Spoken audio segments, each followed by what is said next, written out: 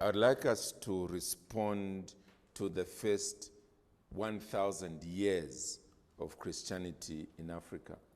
And the way I want us to respond to it is that I'll give you just 5 minutes, each one of you, to ask yourself the question, what 3 practical challenges that have come to you, practical is the emphasis, that have come to you from the first 1,000 years of Christianity in Africa?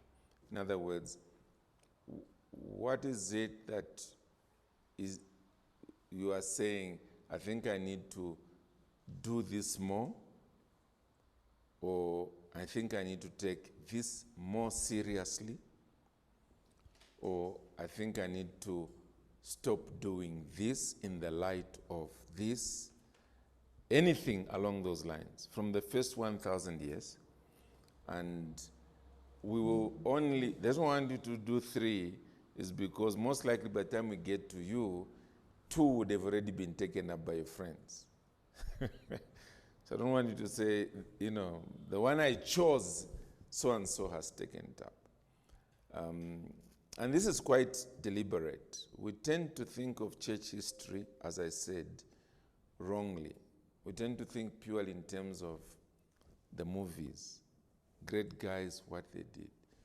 We lose sight of the fact that this is supposed to be informing us about the way we do ministry now and the way we go forward. In my notes, I do have some things, but instead of me saying, therefore, this is what this should mean for us today, I want to hear from your end. Okay? So I'll give you just 5 minutes. Each of you just take note of any 3. Remember, there was the early persecutions. So something that might come out of that. There was the phase of the early debates that were there, the controversies after there was the conversion of Constantine. Then from there, we went on to see the period of the rise of the papacy. There was that period when Christianity was continuing, weakening, yes, but we were the products of all that which was taking place there up until the close of that period. There are a number of names of Christian leaders, and they were largely mentioned with respect to the controversy. You could also include that section of Africa in Bible Times. That's where we really started from, Africa in Bible Times.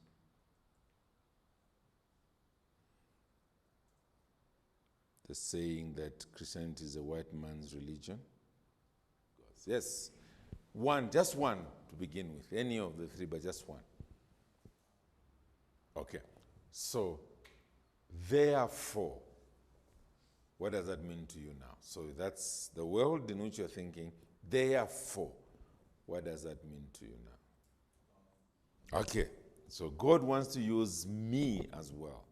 Okay, this is not a borrowed religion. This is something that is part of my ethnicity as well. Yes? Yeah, that's a brilliant thought, because often we Baptists, I'm a Baptist, by the way, we Baptists tend to go to the extreme end where we now have nothing to do with the state. But what we end up doing is that we end up leaving politics to the non-Christians. And then it backfires, because the politics are very much part of our lives. So the key there, which is a valuable thought, by the way, is that we must, as a church, in terms of the church's leadership and the church as an institution, we must be independent of the state. Okay? But then, we must encourage our people, the members, to be involved in every area of life, including politics. So politics, economics, social well-being of the people, and so on. We must encourage them to get there. It's dirty because the non-Christians are largely there, and that's where there's money and corruption and so on. So it becomes dirty. But we cannot avoid, we would be wrong to make the Christians as individuals withdraw from that part of the world. Because, yes, remember, and I love the way you put it, that when the church and the political powers were like this, one went down with the other. But in missions, as we've already seen, the church and the political and economic powers actually move, in terms of missions, they move the same way. I'll give you a typical example. In Africa right now, the nation that's most influential as far as missions is concerned is Nigeria. That's the most influential nation in Africa, whether you like it or not. Why? I mean, let's face it. I don't think they have the best theology. Okay, I'm looking around just to make sure nobody pulls out a gun and shoots me down. Okay, they don't have the best theology. Then why? Why? Okay, so how have they ended up maximizing on cyber, well, at that point it's cable TV? Well, part of it is their economy. They have a very strong economy. I mean, they're in their millions and millions and millions, and they have a very strong economy. They've got a high population. And then a lot of Nigerians are in the diaspora. They are out there in the world. And where they've gone, they've started Nigerian churches.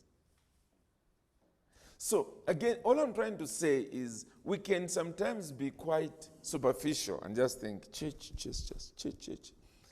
But the truth of the matter is that missions has gone where empire has gone. That's just the fact. Okay? So, around the world, Australia, Europe, America, and so on, you find Nigerian churches. And they're using English, but it's Nigerian church. Okay? Because empire is moving together with that. And yet, at the same time, we must be careful.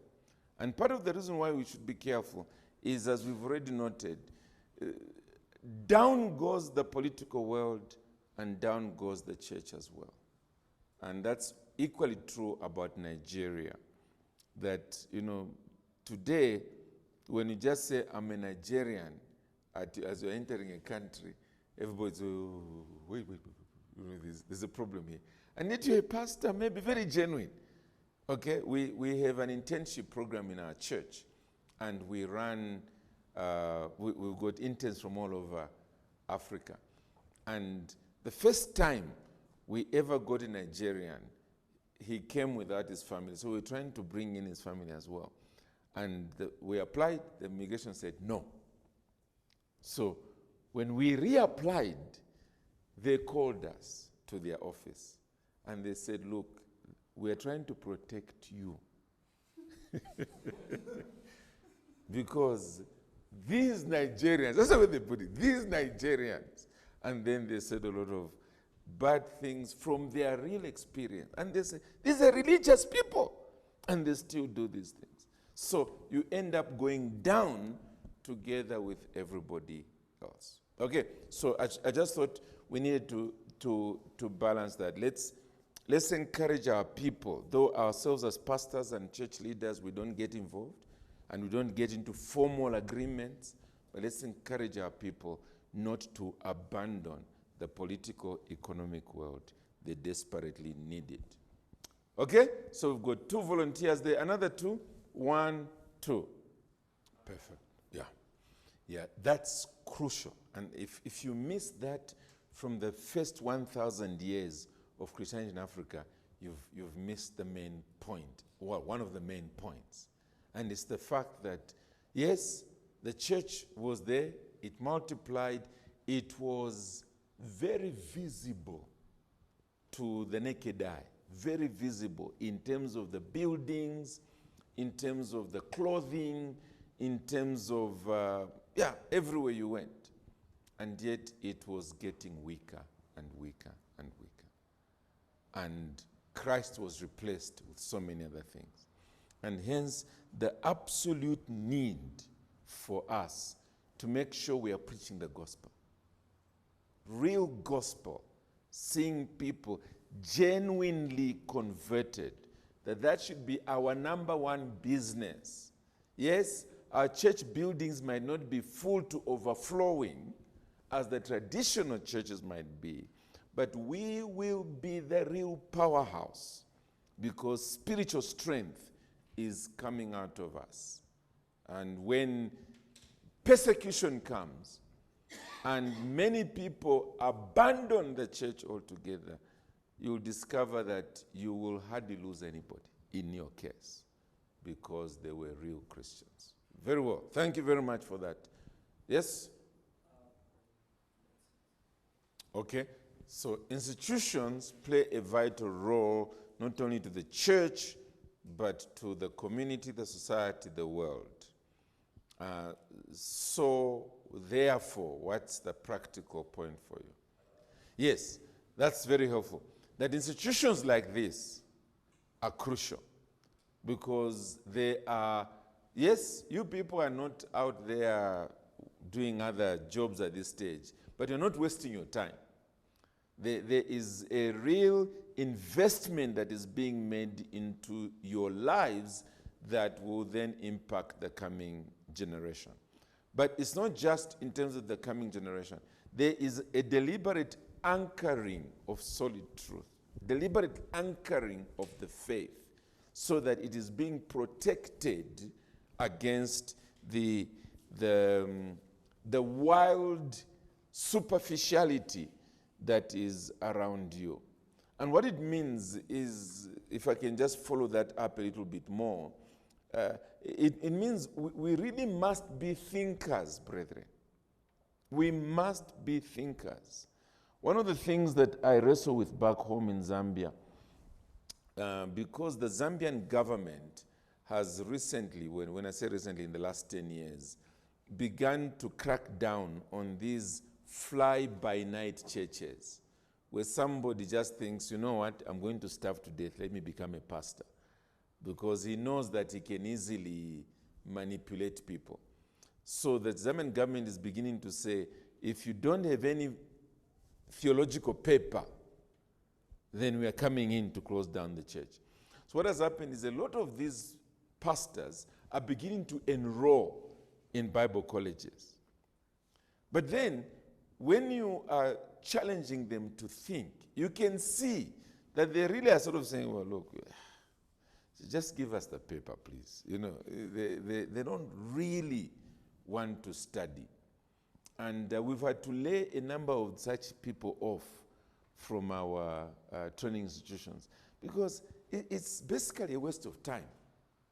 Okay, so institutions are only as good as their students. And that school in Alexandria impacted its world because its lecturers at that time, its professors, its faculty, those names that we're talking about, its pastors were thinkers. They were not just inheriting theology, because at that time it was still being baked and cooked. They were thinking through issues biblically and coming up with the truth. Let's learn to do the same. Excellent. Thank you for that. We've gotten another 2. Let me have another 2. Yeah. And that's brilliant. The many thoughts that come together there. On one hand, often as a Christian church, we run away from persecution. We think it's going to destroy the church. Often, as we are discovering from that part of church history, it actually strengthens the church, because in the furnace of affliction, we are having genuine Christianity looking up to God. Whereas where there is prosperity, when Christianity begins to walk in golden slippers, often you attract the wrong crowds. They are not really godly, and therefore there's a lot of corruption that takes place within the church. But then also, we can become weak by fighting over peripherals, secondary issues. We begin to have nothing to do with one another over secondary issues. And in the end, again, we weaken ourselves, when in actual fact we can benefit a lot from one another. So that's a very good mix of things. So that was James. Let's come to Samuel. One of my points was on, I also have my own points, was on persecution and growth, but you've taken that up. But it's just worth underscoring. It's terrible when your brothers and sisters are being killed. It's terrible. But often that's where you get a purer church. Yes. The other aspect for me, which is on that line, was the life of Charles Haddon Spurgeon. In the first, I would say, maybe 3 years of my Christian life, I read a book. It's published by Banner of Truth, and it's entitled The Forgotten Spurgeon. You have it there, yeah. And I was reading it there. I was in my either late teens or early 20s. And the thing that hit me the most when I was reading that book is the importance of doctrine. Because Spurgeon is largely known, then even today, is known by Christians in all kinds of doctrinal circles. And often it's simply because he had a nice way of saying things. So they've got these little nice phrases, especially these days with social media. You read them all the time. C.H. Spurgeon. And he puts it very nicely. We forget that Spurgeon died partly because of controversy. Because of controversy. And he made the statement, I'm willing to be eaten by dogs for the next 50 years. The more distant future will vindicate me. And sure enough, it has happened. That all those that were dragging him down, we don't even know who they are by now. But the future, today's world, is still there, quoting C.H. Spurgeon. And that we should be doing the same. Okay, that period, if individuals like Athanasius did not fight hard, despite the suffering, the Christian church, we ourselves here, may not be where we are today. So let's do the same. The baton has been passed on to us. Thank you very much. Yes, thank you very much. In fact, you've taken away my second point here. I'm now wondering whether any of my points will survive by the time it comes back to me. But to me, this is an important lesson, that we need to record that history. Because imagine, we are now talking in terms of roughly 2,000 years ago, and then we're talking in terms of that first 1,000 years. If people did not write those things down then, we wouldn't know about them, and we would not be beneficiaries. So we need to be recording history. We need to find a way to be recording history, and especially the great works of God in Christ. I've often challenged our people back home, and let me say what I want to say, and then you'll understand what I'm trying to say. We call it church history. Actually, church history, strictly speaking, is not church history. Church history is the history of preachers across history. That's what it is. It's really preachers. Because, for instance, if you remove these main guys who were in Alexandria, what else do you know at that time? Next to zero. If in the Reformation you remove Martin Luther, John Calvin, Zwingli, and all the rest of these guys, you remove them, Beza, and so on, you remove them from that history, what else do you know from that history? Next to nothing. So, church history is really the labors of these servants of God who had an impact on their generation. The other stories or information is actually around these characters. That's what it is about. And although we are not suggesting that they are little gods that we should be sort of concentrating on, God works through His word, but He works through His word being proclaimed. And that's what it is.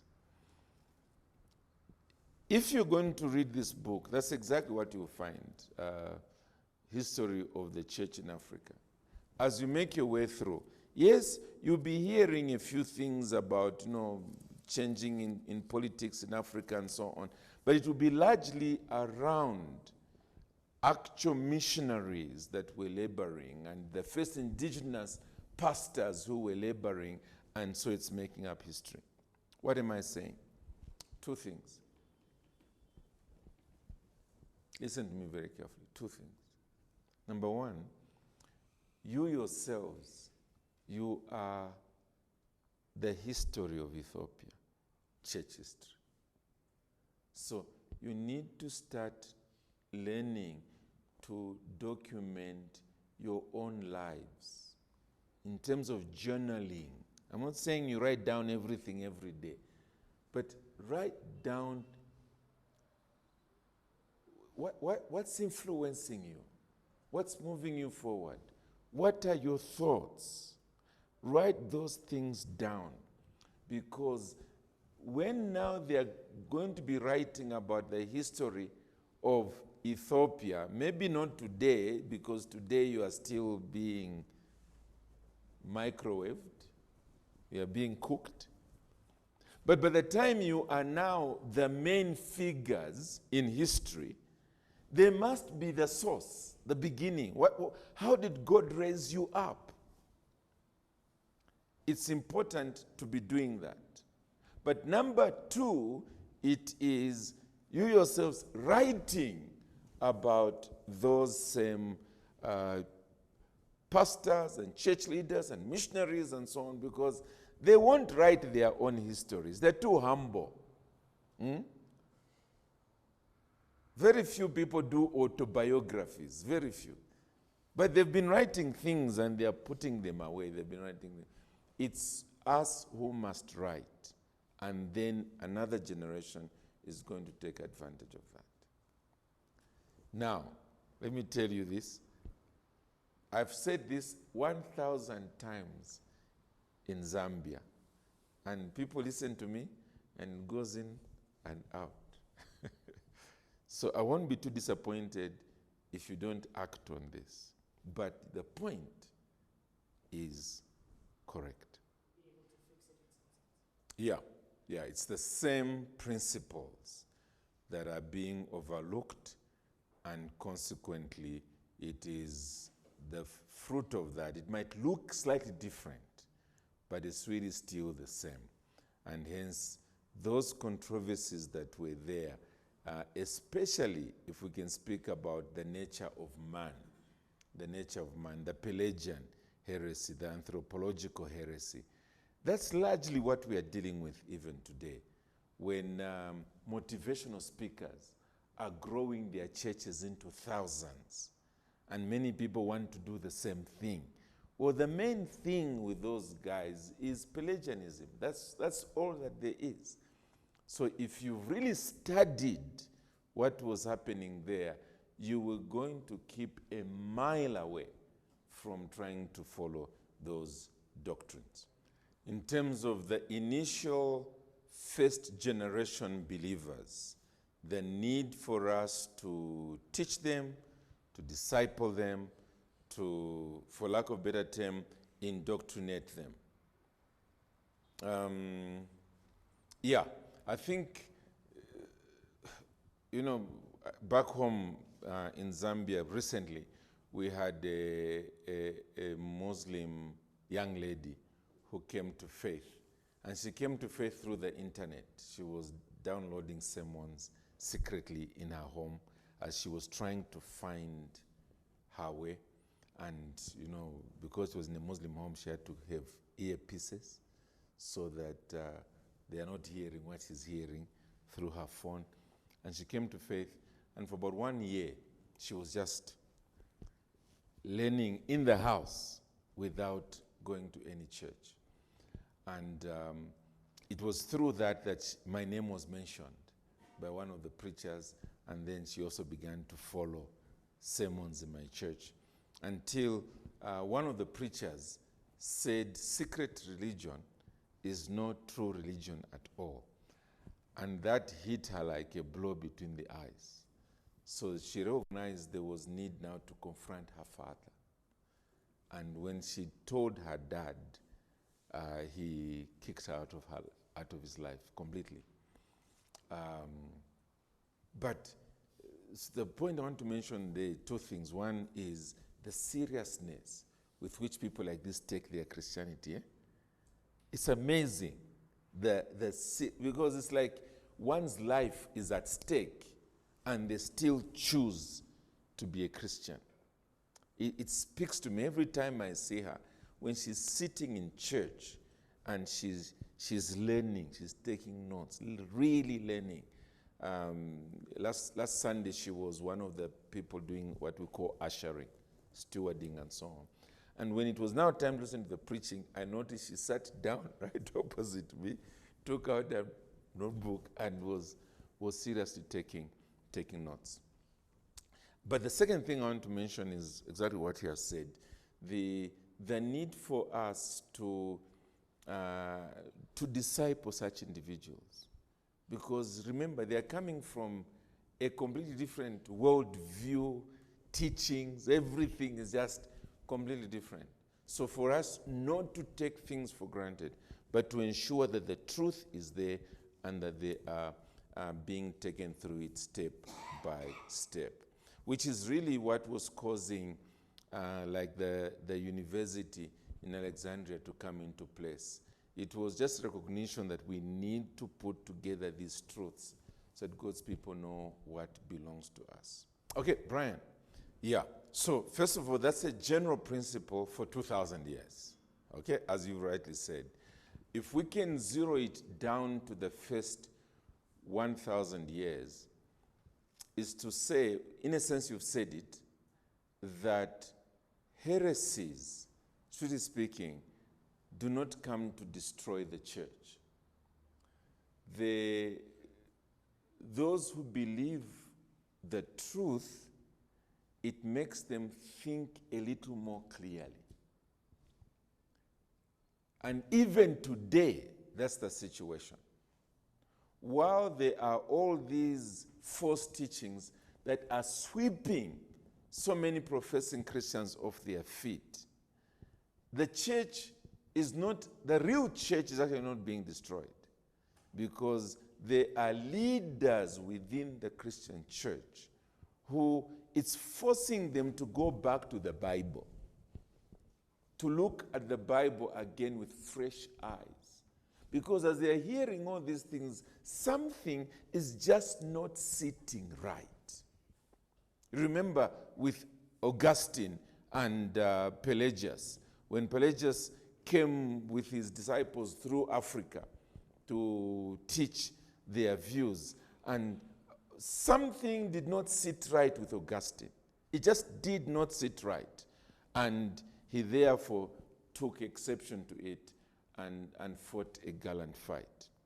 Okay, so really what it means, and that's what I love about this, is that strictly speaking, we should not be afraid and despair when we see error doing its rounds, even within the Christian church.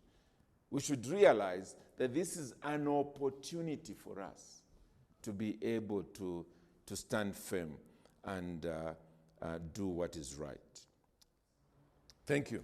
Thank you. I love especially that aspect you've raised about dealing with the African problem. What do I have in mind? Back home in Zambia, we have a number of our young people who are very sharp, by the way, in our churches. And they are always on social media. And they are posting things which are relevant to America. Not to us today. I'm not in Africa. They are talking about, for instance, what's happening in the West to do with being woke, sort of social justice issues, which are big across the ocean. When you get to Zambia, it's completely foreign. There are other issues which are actually destroying the Christian church, such as what I'll mention in a moment, the prosperity gospel. And you can read their social media postings for the last not 100 years. For the last 1 year, they have not said anything about the prosperity gospel. And yet, when you walk out of your church building, that's what is screaming back at you. But it's because what they are seeing on social media is what they are quickly replying to. When really, we should be primarily, I'm not saying we should never address those things, we should be primarily seeking to address that which we are wrestling with here. Now, a typical example is with respect to the prosperity gospel itself. In the Western world, the prosperity gospel is largely in the form of motivational speaking. It's largely a teaching. That's what it is. It's a teaching. In Africa, the prosperity gospel is largely a deliverance movement. So it's not so much teaching. There is teaching, but it's primarily that the preacher is the man of God who has power to pray you out of your poverty. As he lays his hands on you, and then of course you give him a little bit of your money and so forth. Okay, so he becomes more prosperous than you in the process. Now, what it means is, and this is why I love your point, our friends in the West will not address the African version. It's us who must address it. And so that's why I love his point. And that's really what was happening in those earlier controversies. It was the fact, while the Pelagian heresy was in Europe, well, I suppose Augustine didn't even hear about it because it was all out there. But when it came sweeping through North Africa, that's when he held it, as it were, by the collar and said, hey, hang on, you are not going anywhere here. Because it was now wreaking havoc at home. And really, that's the challenge that comes to us from the first century. It is, let's have our ears open and let's deal with what is current. We are the church leaders of today. Now, I suppose I'm speaking more to myself than you, because you are largely leaders in training, but it's important for you to capture this and then go with it into the future. That God has placed us here for such a time as this. And that consequently, we need to do our best as our forefathers did once upon a time. The ball has now come to us. We should not keep quiet.